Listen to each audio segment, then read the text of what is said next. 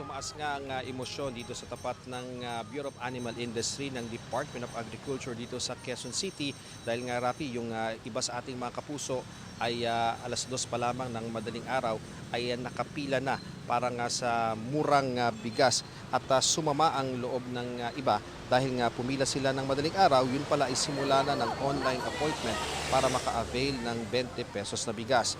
Mahalaga sa kanila ang pagbili ng murang bigas lalo't sa palengke. Naglalaro na raw sa 55 to 65 pesos ang kada kilo ng bigas na kaya nilang bilhin. Ayon naman kay Dan Consignado na taga-FTI, nasa 500 ang nakapag-online appointment pero dahil nga sa biglang dagsa ng tao, pinayagan ang nasa 500 walk-in para makabili ng bigas.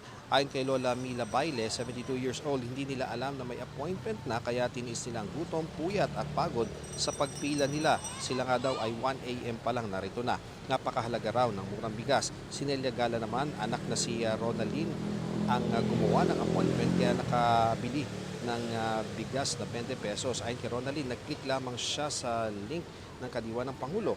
Nabatid na kabilang sa maaring mag-avail ng murang bigas ang mga 4-piece beneficiaries, mga senior citizens, PWD, solo parents, kasama na rin ang magsasaka, mangingisda, pati na ang PUV drivers. Narito ang pahayag ng ilan sa ating nakapanayam. Anong oras na kami? Mauna na! Kami nila! Ayusin yung kabilahan! Dito sana! Ngayon lang po namin nalaman na, na ganyang may appointment na.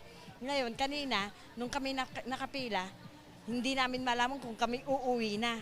Kasi ang ano nila, may appointment na pala. Sayang naman yung naging pila namin, 1 o'clock, nandito na kami.